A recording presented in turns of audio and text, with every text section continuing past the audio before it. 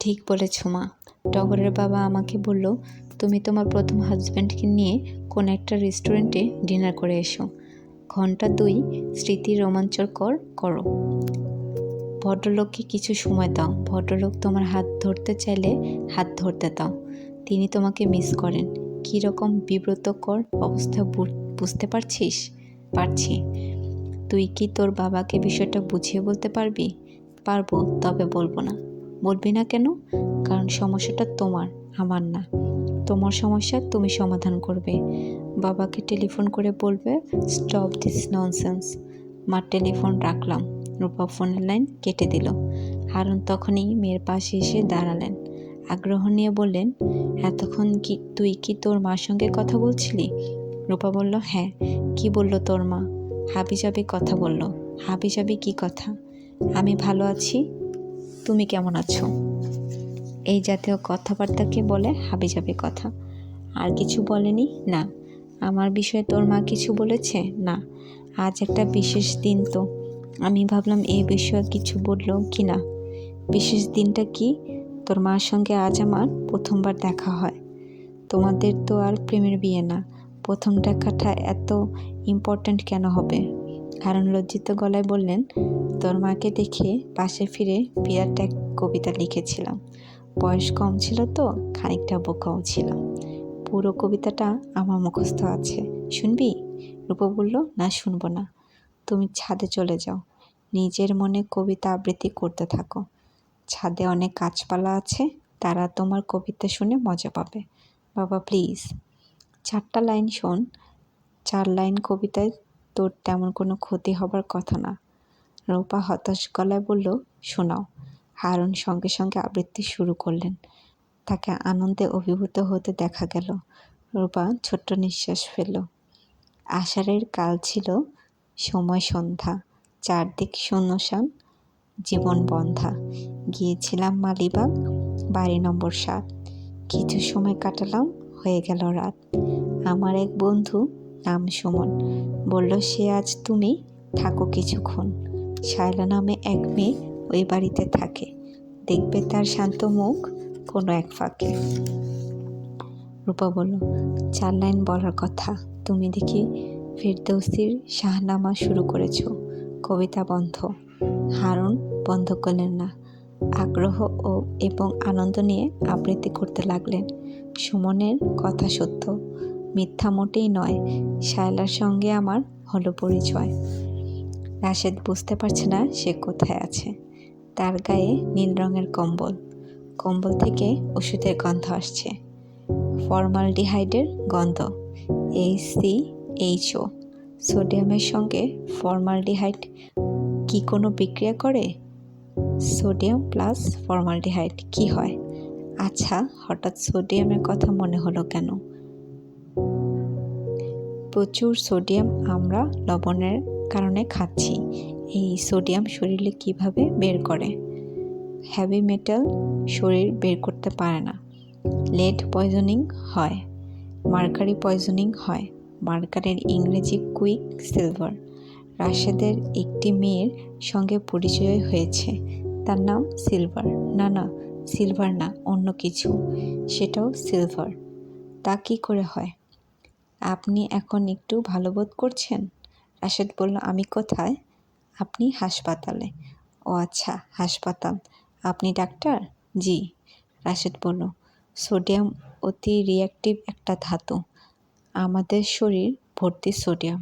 এখন ডাক্তার বললেন, আপনি কথা বলবেন না, চুপ করে শুয়ে থাকুন। আপনার নিঃশ্বাসের কষ্ট কি কমেছে? অক্সিজেন মাস্ক কে খুলেছে? আপনি নিজেই খুলেছেন? জানি না। আপনার পরিচিত কেউ কি আছে যে আপনার টেক কেয়ার করবে, রাত আপনার সঙ্গে থাকবে?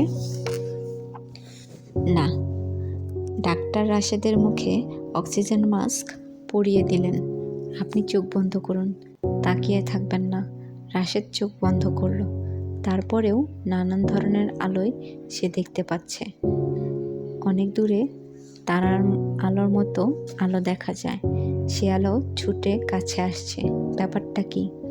আলোর গতিবেগ আমরা জানি, সেকেন্ডে কত যেন। আচ্ছা, অন্ধকারের গতিবেগ কত? আলো হলো ফোটন। একটা সোডিয়াম অ্যাটমের গায়ে যদি ফোটন এসে আঘাত করে, তাহলে কি সোডিয়াম থেকে ইলেকট্রন ছুটে বের হবে? Photo electric effect. যিনি প্রথম ফটো ইলেকট্রিক ইফেক্টের ব্যাখ্যা দেন, তিনি পদার্থবিদ্যায় নোবেল পুরস্কার পান। তার নাম কি বলতে হবে? সময় 3 সেকেন্ড। 1001, 1002, 1003। 3 সেকেন্ড শেষ। নাম না বলতে পারার জন্য শাস্তি, কান ধরে উঠবোস করো। তার নাম আইনস্টাইন। এখন বললে হবে না, 3 সেকেন্ড পার হয়ে গেছে, disqualified. You lost the game. Second chance. এখন বলতে হবে, মানুষ ধরো মানুষ ভজো। গান যে করেছে তার বাবার নাম। হিন্টস দেয়া হবে। তার একটা চায়ের দোকান আছে, তার নামের প্রথম অক্ষর হলো সা।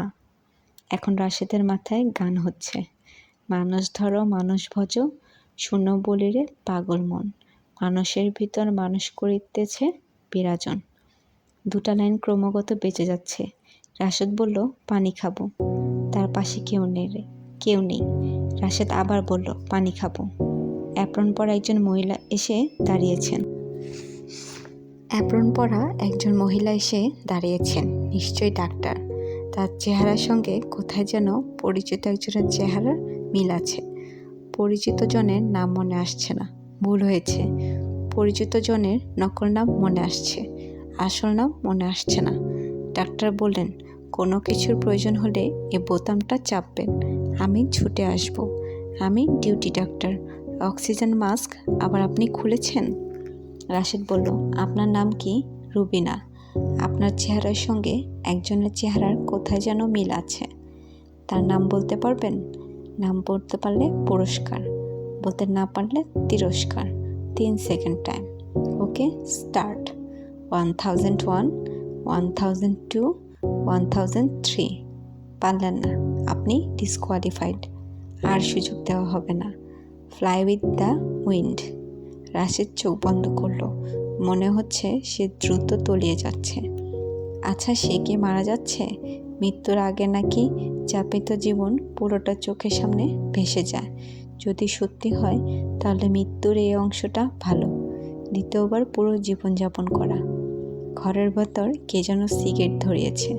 সিগারেটের কড়া গন্ধ নাকে আসছে। রাশেদ পা দিকে তাকালো। পায়ের উপর পা তুলে রূপা ব্যানার্জি বসে আছে, তার হাতে সিগারেট। রাশেদ সঙ্গে সঙ্গে বুঝতে পারল ঘটনা সত্যি না। হাসপাতালের ঘরে সিগারেট খাওয়া যায় না। তার হ্যালোসিনেশন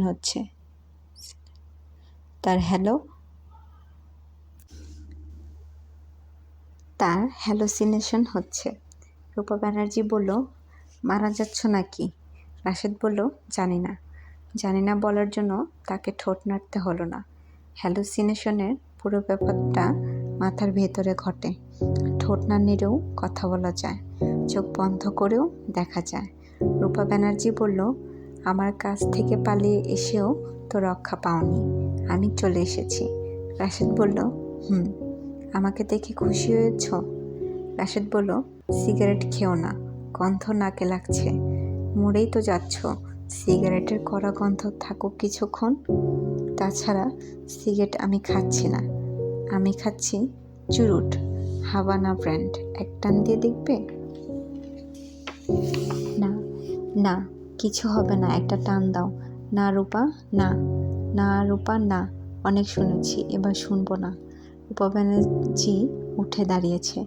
রাশেদের মুখের উপর লাগানো অক্সিজেন মাস্ক টান দিয়ে খুলে সে চুরুট ঠোঁটের ভিতর গুজে দিল। রাশেদ তাকে আটকাতে পারল না। তার হাত পা অনড় হয়ে গেছে। টান দাও, জোরে টান দাও, তোমার নষ্ট ফুসফুস চুরুটের ধোঁয়ায় শুদ্ধ করে নাও। এটা শুদ্ধি প্রক্রিয়া। রাশেদের জগৎ অন্ধকার হয়ে গেল। একসময় সে চোখ মেলল। কত সময় সে পার করেছে তা বুঝতে পারছে না, দিন না রাত তা বুঝতে পারছে না। সে বাঁদিকে তাকালো, রূপা ব্যানার্জি নেই। আধবুড়া একজন কে যেন দাঁড়িয়ে আছে। তার পাশে বাচ্চা একটা ছেলে। ছেলেটার চোখ বড় বড়, লোকটা কথা বলছে, তবে কথা স্পষ্ট না। কিছু বোঝা যাচ্ছে, কিছু বোঝা যাচ্ছে না। স্যার, আমাকে চিনেছেন? আমি শামসু। আমার দোকানে এক রাত ছিলেন। আমার পোলাটারে নিয়ে আসছি। এর নাম কেন্তু। রাশেদ বোঝার চেষ্টা করছে এই দুটার চরিত্র কি বাস্তব না তার মাথার কল্পনা। একটা বাচ্চা ছেলের নাম কিন্তু হবে না, কিন্তু কারো নাম হয় না, কাজে এ দুজন আনরিয়েল। এখন সমস্যা, হোয়াট ইজ রিয়েলিটি? মানুষের 5টি ইন্দ্রিয় যা ধরতে পারে তা কি রিয়েলিটি? স্যার, আপনার শরীর খুব খারাপ করলো। একজন ডাক্তার ডাইকা আনলাম, উনি আপনারা হাসপাতালে ভর্তি করাইছে। আমি স্যার প্রত্যেকদিন আপনারা দেখতে আসি, কাইলেও আসছি। আপনার কি ইয়াদ আছে? এখানের এক ডাক্তার সাহেব বলেছেন আমি আমার পোলারে নিয়ে রাতে থাকতে পারি। স্যার, আমি কি থাকবো? মুখে কথা বলতে না পারলে মাথা নাড়েন। রাশেদ কিছু না বুঝেই মাথা নাড়ল। স্যার, আপনার চিন্তা নাই, আমরা বাপ বেটা আপনার সাথে আছি। উপরে আল্লাহ আর নিচে আমরা 2 বাপ বেটা। রাশেদের খুব জানতে ইচ্ছা করছে লোকটা তার ছেলের নাম কিন্তু কেন রেখেছে। নিশ্চয়ই কারণ আছে। মানুষ কারণ ছাড়া কিছুই করে না। মানুষের জগৎ কজ অ্যান্ড ইফেক্ট এর জগৎ। কিন্তু নিয়ে শৈশবের একটা ছড়া মাথায় এসেছে। ইফ যদি ইজ হয়, বাট কিন্তু নট নয়। হোয়াট মানে কি? লোকটা হড়বড় করে কথায় বলছে। মানুষ এত কথা বলে কেন? স্যার, আপনার একটা চিকিৎসা আমি করব বলে ঠিক করেছি।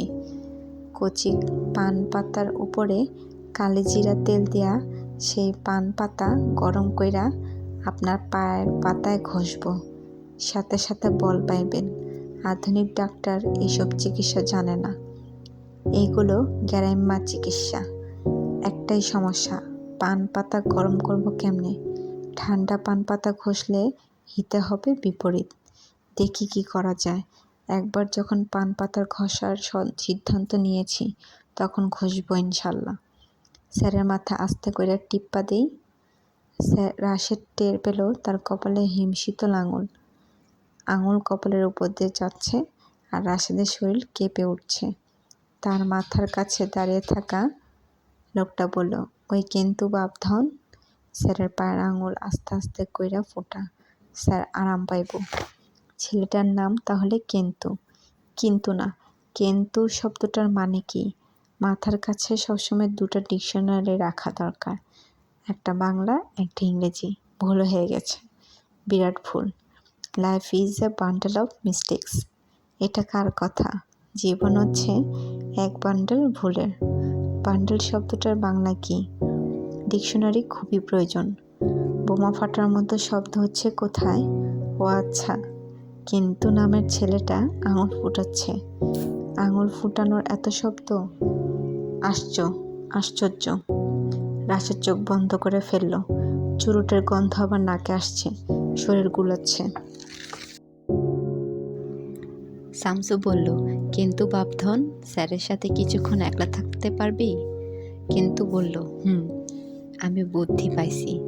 ঘরে খবরের কাগজ জ্বালায় আগুন করব, সেই আগুনে পান গরম করব। আমি যাই, পান আর কালিজিরা তেলের জোগাড় দেখি। রাত 11টায় বাপ ছেলেকে হাসপাতাল থেকে বের করে দেওয়া হলো। শামসু হাসপাতালের দারোয়ানের থাপ্পড় খেলো। অপরাধ? বাপ বেটা রুমে আগুন জ্বালিয়ে পান গরম করছিল। ঘড়িকন্যা মদিনার ক্ষমতা পরীক্ষা করার জন্যে হারুন তার বাল্যবন্ধু সুলতানকে খবর দিয়ে এনেছেন। তারা দুজন বসেছে গেস্ট রুমে। রূপা ঢুকলো। ঘড়ি পরীক্ষায় সেও থাকবে। সুলতান পকেটে করে 2টা ঘড়ি এনেছেন। একটার সময় 3 ঘন্টা বাড়ানো, অন্যটায় ঘন্টার কাঁটা নেই, বন্ধ ঘড়ি। রূপা বলল, সুলতান চাচা, আপনাকে দেখলেই আমার অস্বস্তি লাগে। সুলতান বললেন, আমি কি করেছি রে মা? আমি কি করেছি? রূপা বলল, আপনি প্রতিটি কথা 2বার করে বলেন, ভয়ঙ্কর অস্বস্তিকর ব্যাপার। আর বলবো না রে মা, আর বলবো না। রূপা বলল, অসহ্য। পরীক্ষা নিরীক্ষা আপনারা করুন, আমি ছাদে যাচ্ছি। হারুন বললেন, তোকে থাকতে হবে। তুই না থাকলে মেয়েটা ফ্রি ফিল করবে না। কঠিন পরীক্ষা দিচ্ছে। এক শর্তে থাকবো, সুলতান চাচা কোনো কথা দুবার বলতে পারবেন না। সুলতান বললেন, দুবার বলবো না, অবশ্যই বলবো না। রূপা হতাশ গলায় বলল, এখন তো 3বার করে বলছেন। হারুন বললেন, কথা বন্ধ, পরীক্ষা শুরু হচ্ছে। মদিনা মদিনা মদিনা ঘরে ঢুকলো। তার মুখ শুকনা, যে কোনো কারণেই হোক সে ভয় পেয়েছে। হারুন বললেন, মদিনা, আমার বন্ধু সুলতান সাহেবের পকেটে একটা ঘড়ি আছে। ঘড়ির টাইম ঠিক নেই, অর্থাৎ এখন 11টা বাজে। তার ঘড়িতে 11টা বাজে না। তুমি বলো তার ঘড়িতে কয়টা বাজে? মদিনা বলল, পারবো না স্যার। হারুন বললেন, আমার পকেটে 2টা ঘড়ি আছে, একটা কালো বেল্টের আর একটা মেটালিক বেল্টের। কোনটায় কত বাজে? মদিনা ক্ষীণ গলায় বলল, পারবো না স্যার। পারবো না মানে? অবশ্যই পারবে। চোখ বন্ধ করে কিছুক্ষণ চিন্তা করো, তারপর বলো। মদিনা চোখ বন্ধ করে দীর্ঘ সময় থেকে চোখ মেলে বলল, পারবো না স্যার। সুলতান বললেন, তুমি কোত্থেকে কি শুনেছ? মেয়ে ফ্রড, মেয়ে ফ্রড, এই মেয়ে ফ্রড। হারুন বললেন, মেয়েকে নিয়ে পত্রিকায় নিউজ হয়েছে, পেপার কাটিং আমার কাছে আছে, দেখবে? না, ফালতু নিউজ, পাত্তা দেয়াই ঠিক না। হারুনকে বিপর্যস্ত মনে হচ্ছে। তিনি আশাই করেননি ঘটনা এরকম ঘটবে। তিনি হুঙ্কার দিয়ে বললেন, থাপড়ায় এই মেয়ের দাঁত ফেলে দেওয়া দরকার। রূপা বলল, শুধু চিৎকার করবে না বাবা। মেয়ে এমন কোনো অপরাধ করেনি যে থাপড়ায় তার দাঁত ফেলতে হবে। মদিনা, তুমি আমার ঘরে যাও, কিছু হ্যান্ডমেড পেপার বাথটাবে ভেজাও, ছবি আঁকবো। মদিনা বের হয়ে গেল, তার চোখ ভর্তি পানি। রূপা বলল, বাবা, তুমি তো তাকে পরীক্ষা করেছো, তোমার ঘড়ির সময় ঠিক বলেছে, তাই না? রূপা বলল, আমার ধারণা তুমি কোনো পরীক্ষা নাওনি। পত্রিকায় খবর দেখে মদিনাকে নিয়ে চলে এসেছো। তোমার ঘড়ির টাইম বলে দিয়েছে। এই গল্পটা তোমার বানানো। খামাখা গল্প বানাবো কেন? সেটা আমি কি করে বলবো? বেশি জ্ঞানী হবার চেষ্টা করিস না। কাকের ঠ্যাং বগের ঠ্যাং, ছবি আঁকছিস, ছবি আঁক। আমি মদিনা মেয়েটাকে কানে ধরে তার বাড়িতে পাঠাবার ব্যবস্থা করছি। আমি সহজ চিজ না। কবে পাঠাবে? আজই পাঠাবো। বদ মেয়েটাকে রেডি হতে বল, আমি মাইক্রোবাসে গ্যাস ভরে নিয়ে আসছি। সুলতান যাবে নাকি আমার সাথে? সুলতান হাই তুলতে তুলতে বললেন, যেতে পারি। একা মানুষের এই সুবিধা, যেখানে ইচ্ছা সেখানে যেতে পারি। এখন তোর 2 পা, যেখানে ইচ্ছা সেখানে যা। যখন হবে 4 পা, ভাত কাপড় দিয়ে আচা। যখন হবে 6 পা, বাবা তুমি যাবা না। ছড়া স্টপ কর। সত্যি যাবে? অবশ্যই। রাগে আমার শরীর চিরবির করছে। 1 কাজে 2 কাজ হবে। হ্রদ দেখব, কলাও বেচবো। পথে বগুড়ার কাছে একটা কুয়া আবিষ্কার হয়েছে, তার কোনো তল নেই। তল নেই মানে? হারুন উৎসাহের সঙ্গে বললেন, মনে করো তুমি পাথরের বড় একটা চ্যাং কুয়াতে ফেললে। পাথরটা কোথাও না কোথাও হিট করবে, শব্দ হবে, সেটাই লজিক। কিন্তু এই কুয়ায় কিছু ফেললে শব্দ হয় না। বলো কি? দড়ি ফেলেও মাপার চেষ্টা করা হয়েছে, দড়ি নেমেই যায়। সুলতান বললেন, ন্যাশনাল জিওগ্রাফি পত্রিকায় ছাপা হবার মতো নিউজ। ঠিকানা জানো তো? খুঁজে বের করব। দুপুরে খাওয়া দাওয়া করে দুজন মাইক্রোবাস নিয়ে বের হয়ে গেলেন। মদিনাকে সঙ্গে নেবার কথা তাদের মনে রইল না। রূপা রাশেদের সুটকেস ঘাঁটছে, তার ঠিকানা যদি কোথাও পাওয়া যায়। বইপত্রের সঙ্গে একটা ডায়েরি পাওয়া গেছে, সেখানে অনেক কিছু লেখা, কিন্তু কোথাও ঠিকানা নেই। অন্যের ডায়েরি পড়ার প্রশ্নই ওঠে না। তারপরেও 2 লাইনের একটা লেখা রূপা পড়ে ফেলল। লেখাটা ইংরেজিতে, শিরোনাম